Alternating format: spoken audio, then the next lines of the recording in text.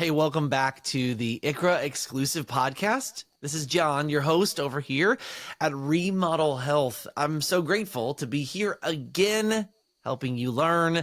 If you are listening to this as a repeat listener, I am just thrilled to know that there are other learners out there. I love podcasts. I listen to a ton of them myself, and I do hope we continue to bring you the absolute top quality content for you to learn. But I do want to make sure before we get into our content today, it's going to be really incredible about some new benefits that employers are really wanting, employees are wanting. So you as a broker can be able to give them what they want. I want to point you into a direction to make sure you're doing something with what you learn here. And that's ICRA Academy. Go to ICRAacademy.com right now.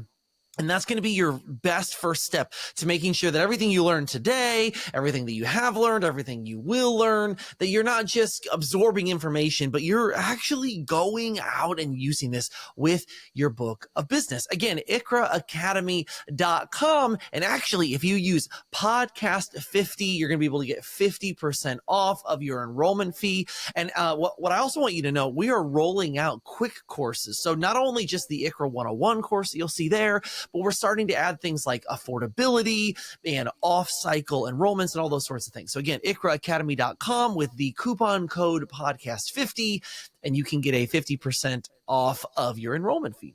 So for today's episode, I'm going to jump right in with a special guest, as always. And this is Jake Clear, the VP of Sales at New Benefits. And we're going to discuss the powerful consumer signals that employees are sending up to their employers, and then employers are going to be sending to you.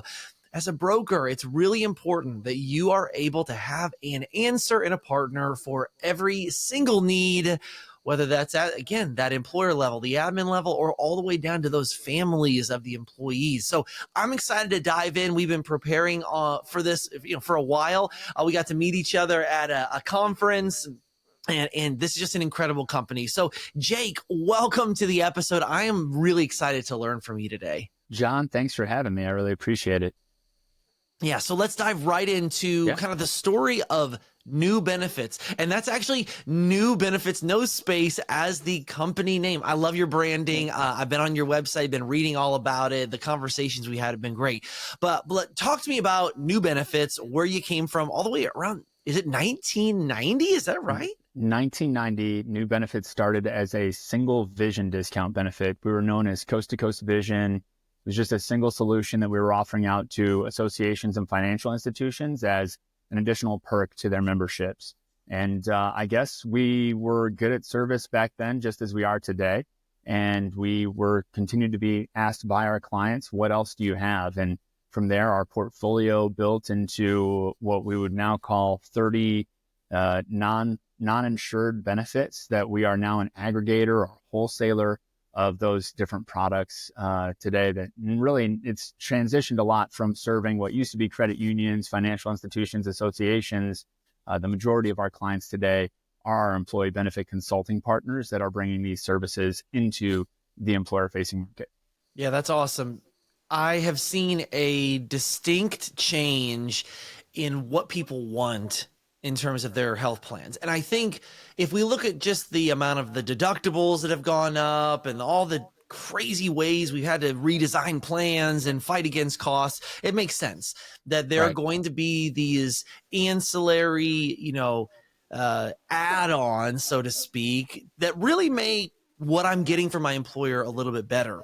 But what I would really love to hear from you to kind of get us started is, what are those signals that you have seen over the last 30 years, and how have those been maybe changing over the past 5 to 10 as employees really have started to become more consumer minded as opposed to just kind of taking whatever their employer is giving to them? There's a lot that I could say to answer that question, right? I mean, you touched on it just a moment ago where you're talking about, the introduction of HSAs and consumer-driven health plans, and how we saw a surge in that over, the last years, especially after healthcare reform. I think the signals that we see out there today really come from a couple of places. I think, employees still rely on those traditional solutions that they anticipate are going to be there. But I think that there's still this, expectation of what else is out there. And I think that employers know that.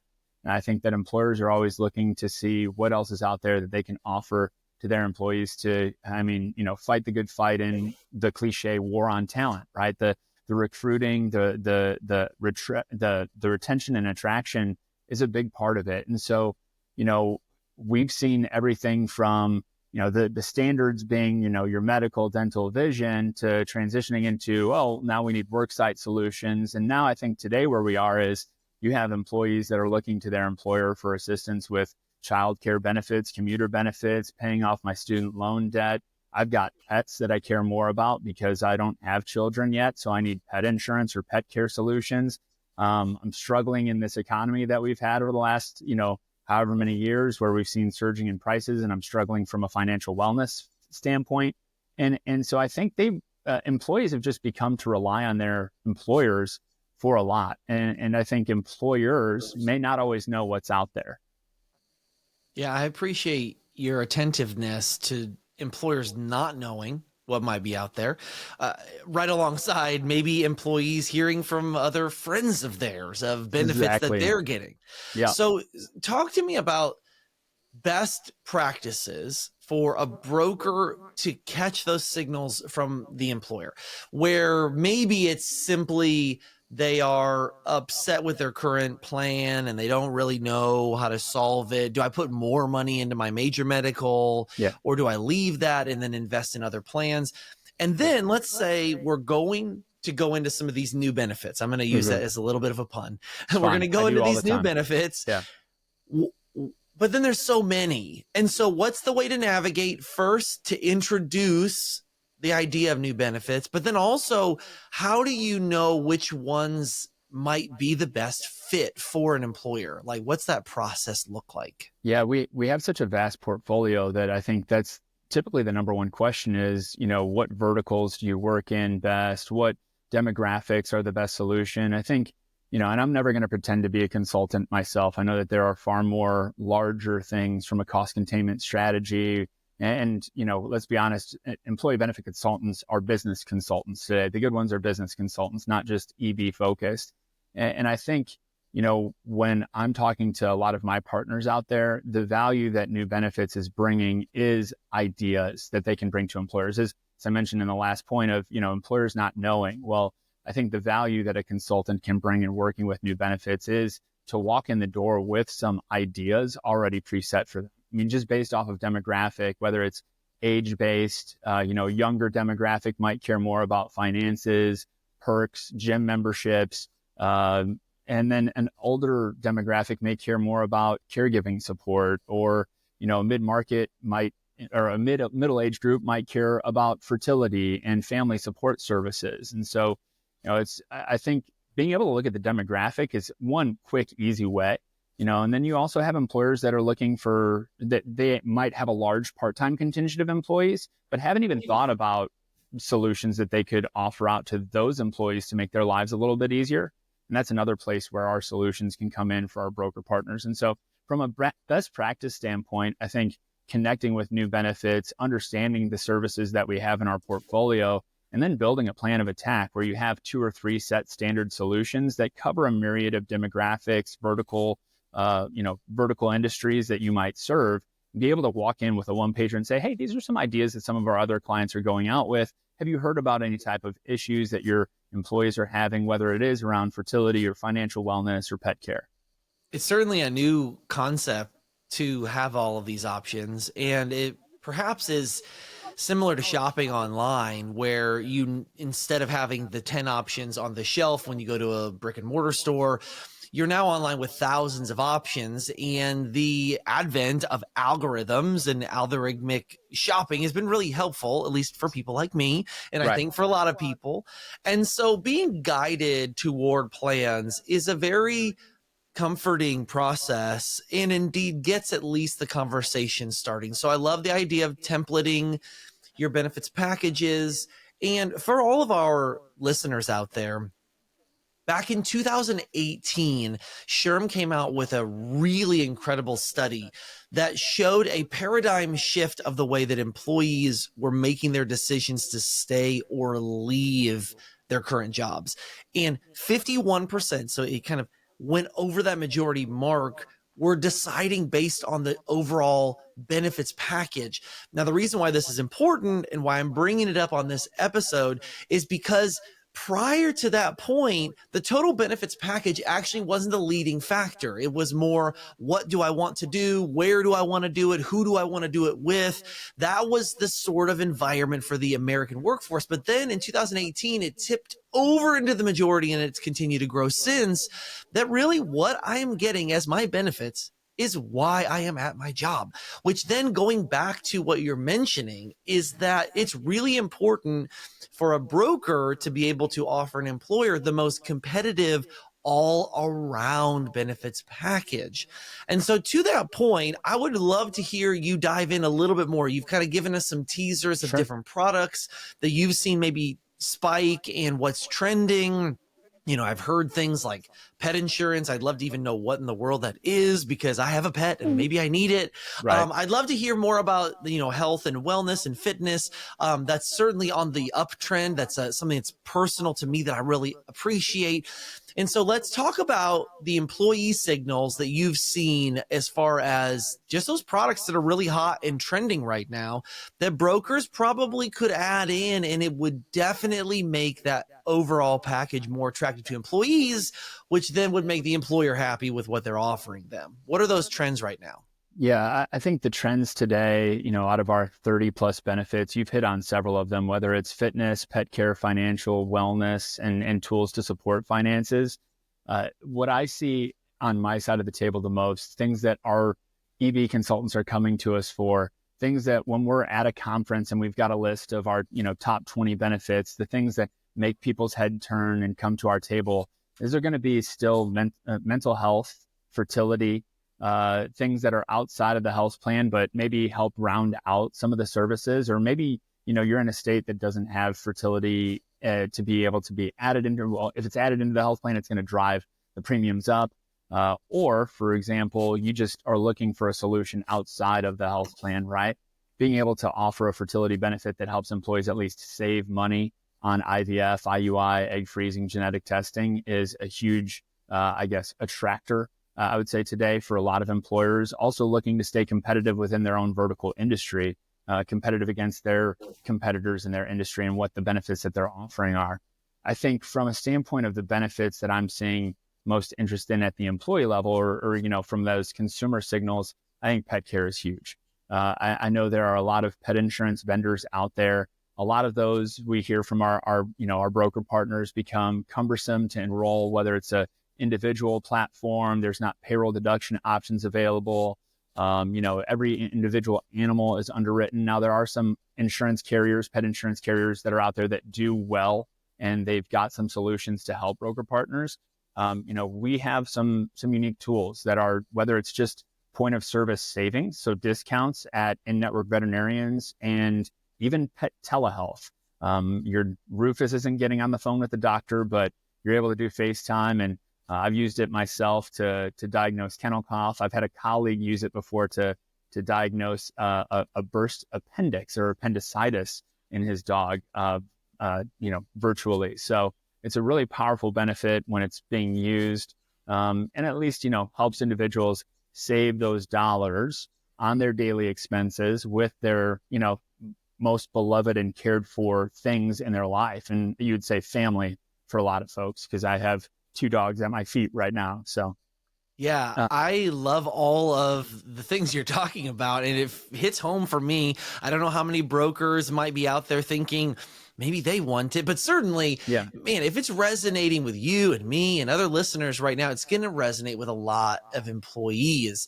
I want to back up just briefly for a moment And you mentioned something, I think you said non-insured benefit or something like that. Yep, And perhaps there's some brokers out there or listeners across the board that might not understand the technical definition of what that is. And sometimes, obviously, when you use the word non-insured and you're talking about benefits, it can feel scary. So break sure. down that concept for us, because I do Yeah. think that that's going to be really fundamental for overall adoption and interest in this particular growing market.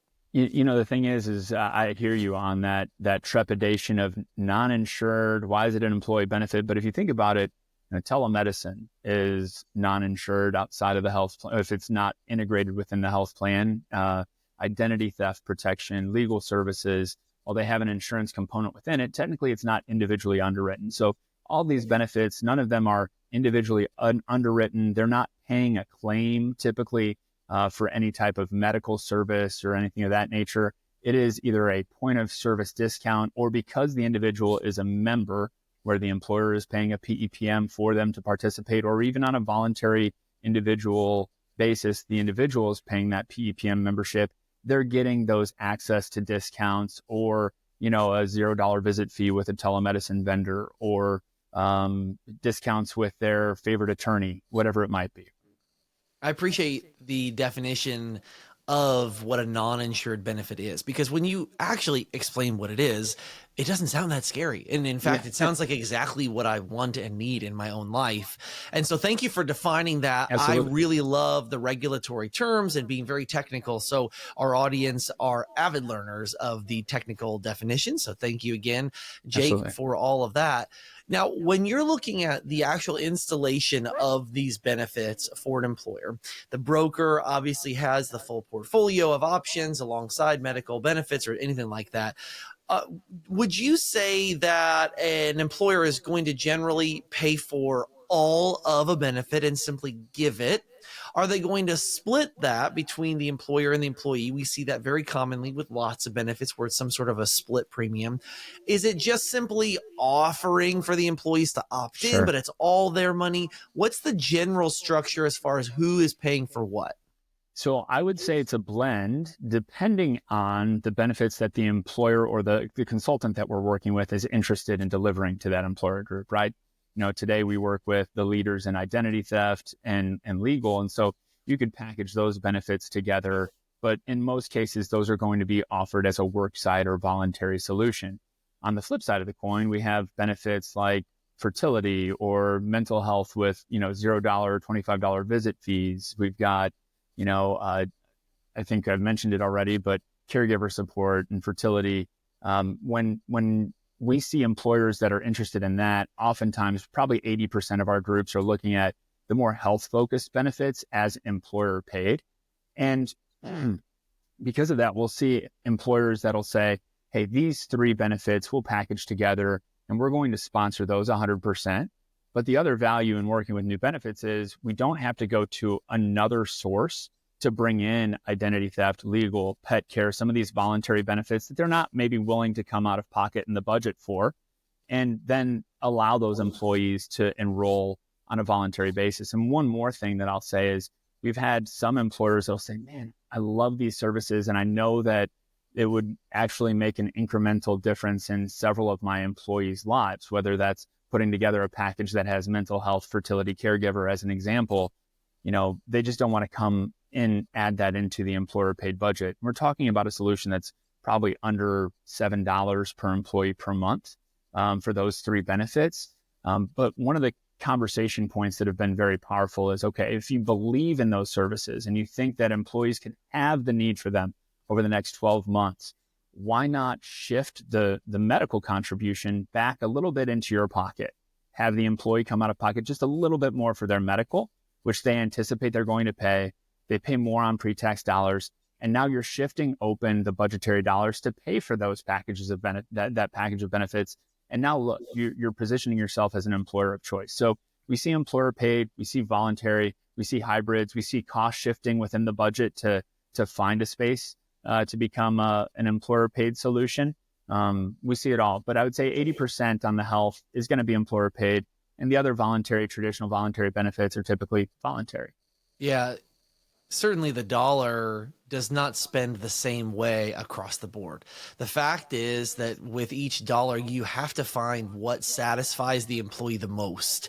And so I really find it fascinating to hear the overall concept of what does it mean to possibly dial back dollars from one spot to pour it into perhaps a more satisfying benefit in another, and where does the balance end up? Because this is really just a balancing act. Because I think every employer in America would love to just simply pay for everything and have everything taken care of and everyone's Absolutely. happy. Yeah. But Uh, that's not financially viable. So Not a good allowing business plan. employers, Yeah. yes, exactly, allowing employers the autonomy to then even give their employees autonomy. Obviously, in the ICRA space, we love employees being given more choice. Yeah. And so let's talk about this in terms of choice with employees and employers. Are you seeing that if they enroll in one, they will enroll in more than one? Or what's the typical uptake percentage that you're going to see? Because obviously, my thought is if all of a sudden, as an employee, I'm now made aware of more choices, Yeah. I kind of get excited about that. I'm thinking, wait, if I just do a little bit more, I can get a lot more. And so, what do you typically see is the average amount of these extra new benefits that people are going to be adding in at the employee or the employer level? So you actually just hit on a point that I don't believe that we talked about when we first connected, John. And it's been something that new benefits has come to a realization that employees do want more, and the employer is not always willing to go through the administration to bring those options to them. So at our core, what we are is an aggregator, meaning that we're going to create a package, right? Most of these services aren't going to be offered on an individual a la carte option to the employee. It'll be bundled as a single package. But to your, a couple moments before, you said thinking about how the dollar is spent and how it affects everyone. What's the value of an employer providing an employer paid fertility solution for all of their employees when 10% of their employee base might be needing it, when you can bundle in fertility with a caregiver support or mental health or even pet care and offer that out to your employee base, so you're covering a more diverse set of needs. So there's the aggregation point. But what we realized, to your last question, is that we've also gone about creating what we call NB Marketplace. That if we're offering out an employer paid solution, say it is just a standard package, we can build out a direct-to-consumer platform that allows individuals to, via credit card, pay for their identity theft coverage. They can pay for a different solution of benefits that they may have interest in, that the employer isn't really all that gung-ho about saying, hey, let's go through the administration process of offering this out, building it into file feeds. But we do want our employees to be aware that there are other offerings out there that they can participate in on an individual basis. And we're seeing some really good uptick with our consulting partners in launching the employer paid solution and then offering that out as an optional voluntary offering, but direct to consumer. Yeah, the option of having a place to go buy what you want is very helpful. We Yeah. see it everywhere. Again, we go online and we generally have one place that we're going to look. Whether you go to one place or another one place, it's generally we want to keep it all kind of together. And so I love that concept of having one place. You mentioned the payment. I would love you to speak into the taxable nature or non-taxable nature of various Yeah. benefits. Obviously, if we go back all the way into the 1950s is really where we started seeing the trends of tax-free dollars for health benefits, and even preceding the 1950s, of course. And it's deeply ingrained into the American workforce that for health benefits, they generally want some sort of tax-free concept. That said, over the course of the last, I would say decade, there has been this understanding that sometimes pre-tax and post-tax benefits are unique. Even when you're filing your taxes, you can talk to any Yeah. CPA on how you handle taxes. I would love to just learn more about new benefits handling of taxation. How do you pay it? Can you funnel it through anything like a cafeteria plan? What's that structure look like? Yeah. So our services, so we're regulated, as I mentioned before, as a discount plan organization. We were the first entity to help the first regulatory body, which was the state of Florida, kind of build the rules and regulations around our services. And today we are even categorized as what would be considered a fringe benefit, right? And so we're not going to be, in most cases, and nor should we be, I should say, probably wrapped into that, ERISA wrap document, because our benefits at a whole are going to be post-tax because of their fringe, I guess, tag, if you will, or whatever you want to say there. But because they are fringe benefits post-tax, now, if you're using our, if it's a part-time employee that has access to our discount dental and vision benefits, where it's point of service, they're going into an optometrist or a dentist's office for an annual checkup, they're paying a discounted rate of what that usual cash pay might be, or that usual, and maybe they have their spouse's HSA plan or HSA dollars.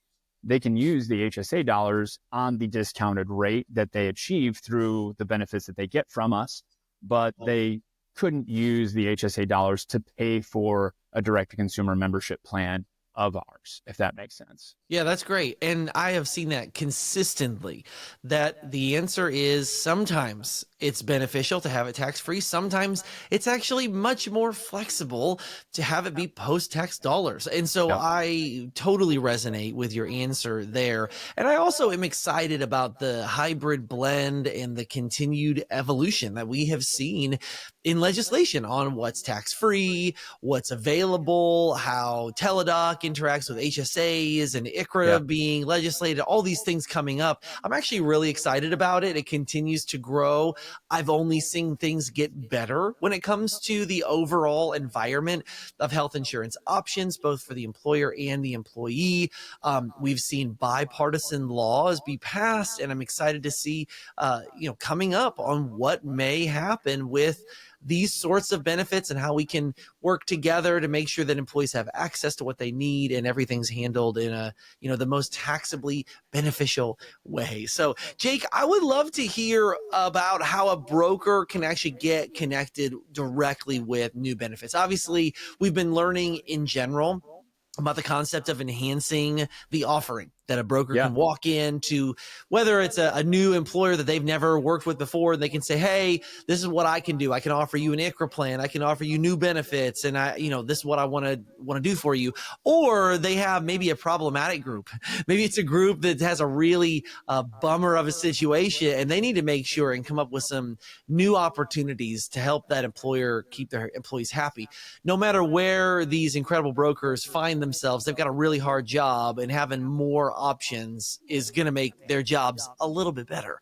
And so, Jake, what's the best way for people to get in touch with you? What are those next steps to get connected? Yeah, I'll say this, being in the industry for 30 plus years now, we thankfully have, dialed up a lot of, I would say, national marketing agreements with many of, the top producers that are out there, or top firms that are out there from a revenue standpoint. Not saying that an independent firm can't be considered a top firm. And matter of fact, I love working with independent firms because it's a lot more flexibility in what they're doing, how they're coming to market with our solutions.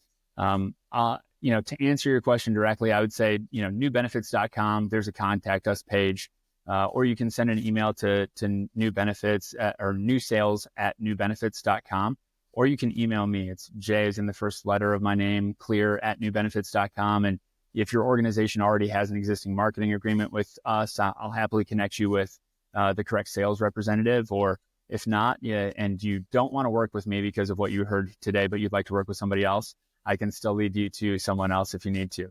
But yeah, it's the easiest way is just on our website, contact us form, or, hit me up on LinkedIn. I'll be there to answer any questions. I can vouch that is your real email address. So thank you for giving that to the podcast world out there, Jake. Not afraid. And Not afraid. appreciate. I've got identity theft coverage, John. There you go. There you go. Full circle. Jake, it's been incredible to learn from you. I'm actually excited to continue the conversation outside of this podcast episode. Likewise. But to all of our brokers out there listening, I want to make sure, please do not just take this information. I'm going to point you right back one more time to ikraacademy.com. Take your first step to really making sure that you're applying your knowledge. There are lots of solutions out there for your book of business, and we know that ICRA is not going to be the surefire solution for everyone, but I'm telling you, more and more, your book of business is going to come to you and ask you all about ICRA. We want to make sure you're equipped with all of those answers. So ikraacademy.com.